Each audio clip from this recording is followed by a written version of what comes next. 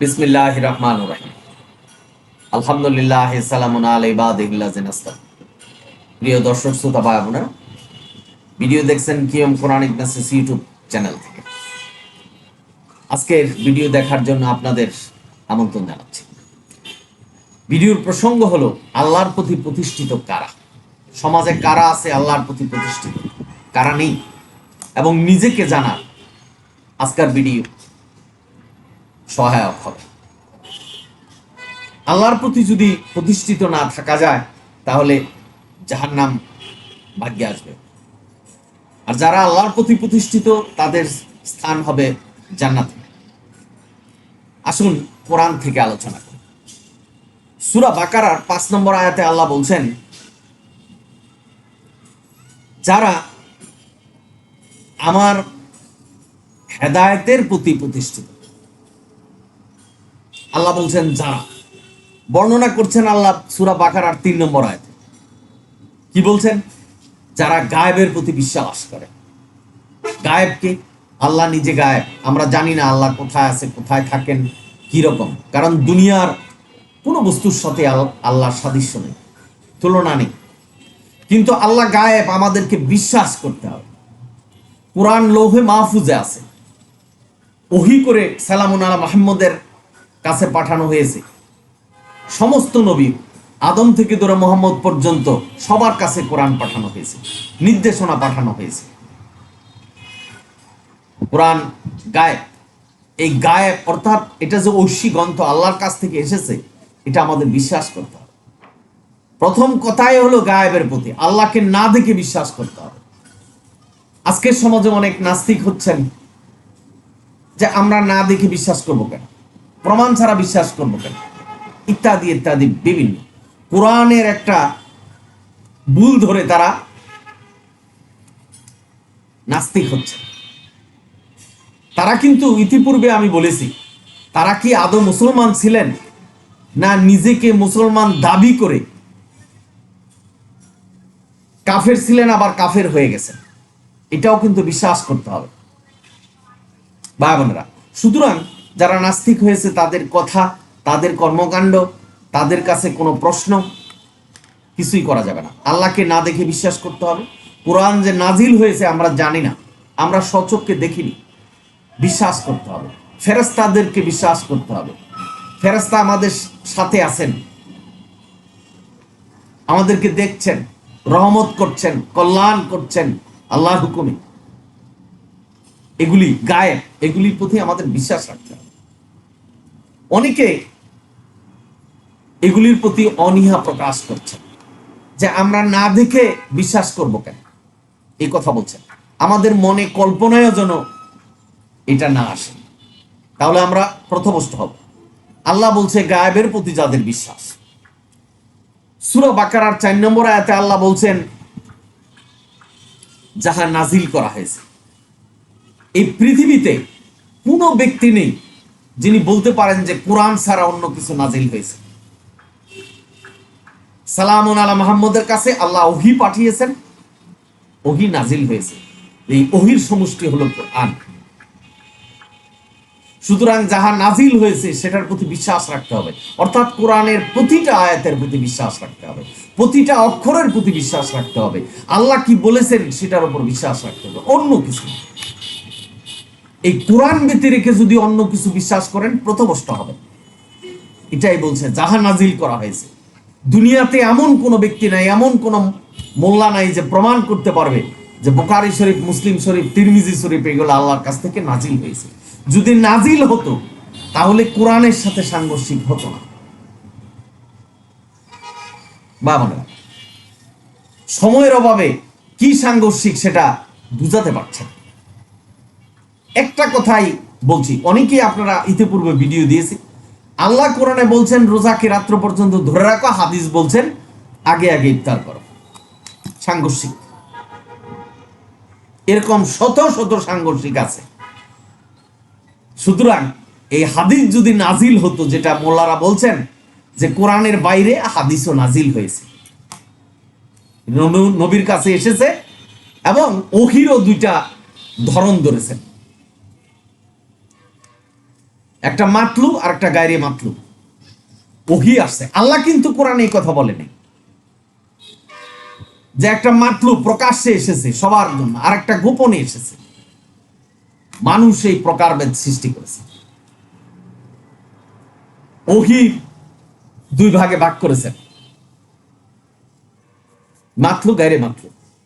কোরআন এই কথা বলেনি। ওহি তো ওহি, যা ঐশী ভাবে আল্লাহর কাছ থেকে এসেছে,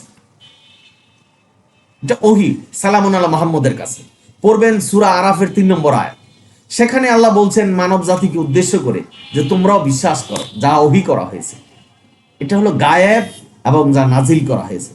নাজিল শুধু সালামুন আলা মুহাম্মদের উপরে হয়েছে এটা বিশ্বাস করলে চলবে না। কোরআনের খণ্ড খণ্ড আয়াত আদম থেকে ধরে মোহাম্মদ পর্যন্ত নাজিল হয়েছে, সালামুন আলা মুহাম্মদের কাছে এসে এটা পূর্ণাঙ্গ হয়েছে।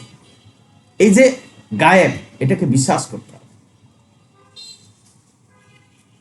আমরা কিন্তু কখন ওহি হয়েছে আমাদের চোখের সামনে এগুলো আমরা কিছুই দেখি না, এটা গায়েব, এটাকে বিশ্বাস করতে হবে।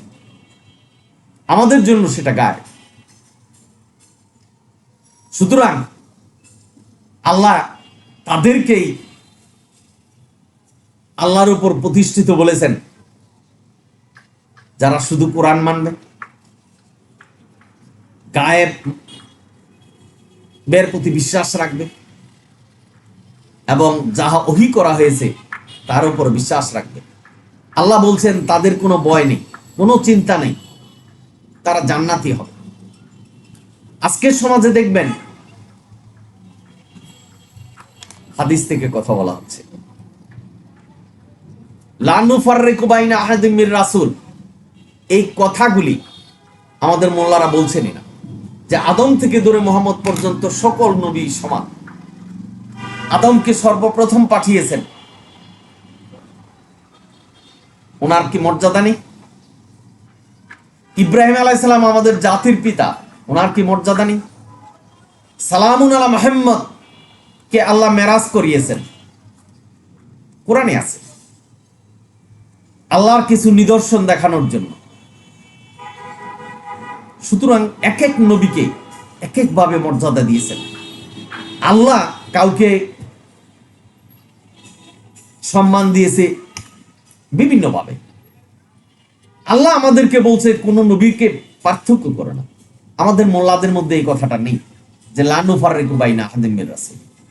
বলছেন শুধু আমাদের নবী সাফায়াত করতে পারবে, অথচ কোরআনের আয়াতের অস্বীকারী হচ্ছেন যারা এই কথা বলছে। ইব্রাহিম আলাইহিস সালাম যদি জাতির পিতা হয় তা উনি সাফায়াত করতে পারবেন না? মূল কথা হলো কোরআন কোন নবীর সাফায়াতে গ্রহণ করবেন না। অর্থাৎ আল্লাহ, কোরআন মানে কোরআনে যা বলছেন যে আল্লাহ যিনি বিশ্ব ব্রহ্মাণ্ডের মালিক, উনি কারো সাফায়াত গ্রহণ করবেন না। না করার কতগুলি কারণ আছে।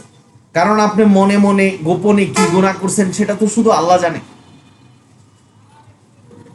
সুতরাং যিনি সব জানেন উনি বিচার করবেন। ভাই-বোনেরা, সুতরাং আল্লাহ এখানে সুস্পষ্টভাবে বলছেন কারা আল্লাহর প্রতি প্রতিষ্ঠিত, যারা শুধু কোরআন মানবে, কোরআনের পরিবর্তে অন্য কিছু মানবে না, আল্লাহ যেভাবে হুকুম বিধান দিয়েছেন ঠিক সেইভাবে যারা অনুসরণ করে তাদের কোনো ভয় নেই, তারাই আল্লাহর প্রতি প্রতিষ্ঠিত। আজকে সমাজে চোখ দুটোকে একটু ঘুরিয়ে দেখুন, আল্লাহ কি বলছেন আর তারা কিভাবে ধর্ম প্রচার করছেন। আল্লাহ একটি কথাই বলছেন, আল্লাহ যা বর্ণনা করেনি, আল্লাহ যা হুকুম বিধান দেয় নেই, এই ধরনের কোন হুকুম বিধান যদি মানা হয় তাহলে সে পথভ্রষ্ট হবে। এবং কোরআনে লিপিবদ্ধ করেছেন সূরা হজের ৭১ নম্বর আয়াত, দলিল নাই সনদ নাই সেটা মানা যাবে না। আগে আগে ইফতার করতে হবে সেটা কোরআনে দলিল নাই, সুতরাং এটা করতে পারবেন না। হজে যে আরাফাতের ময়দানে দুই নামাজ একত্রে পড়বেন এই ধরনের দলিল কোরআনে নেই, সুতরাং করতে পারবেন না।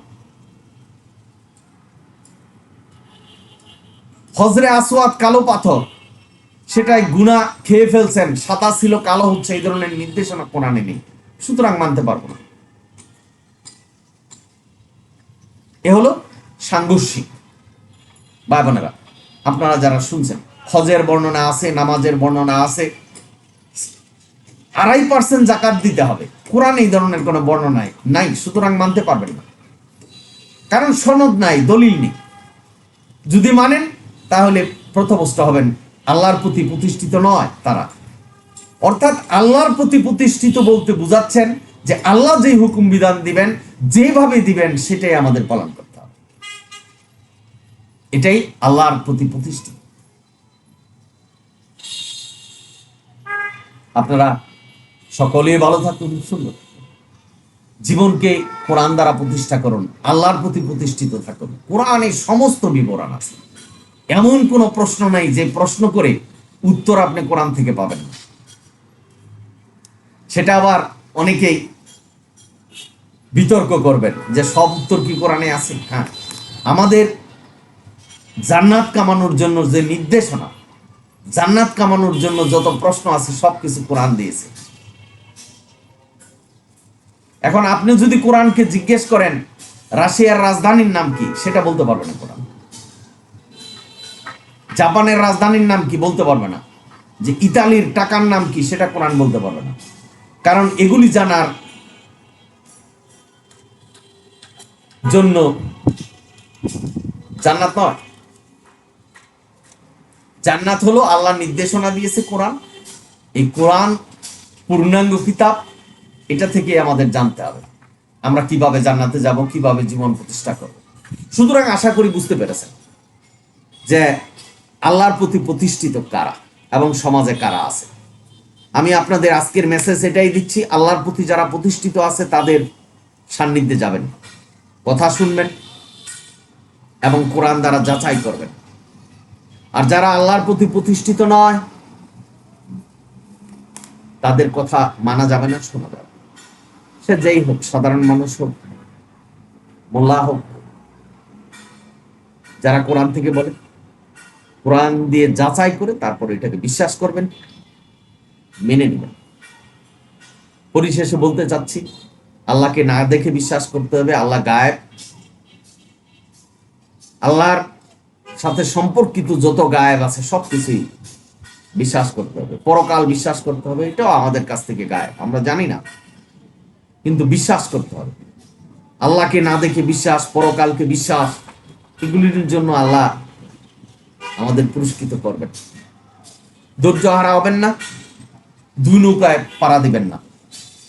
আল্লাহ যে নৌকা আমাদের দিয়েছেন, আল্লাহর যে অহির সমষ্টি কোরআন, এটার উপরে আমরা প্রতিষ্ঠিত থাকি।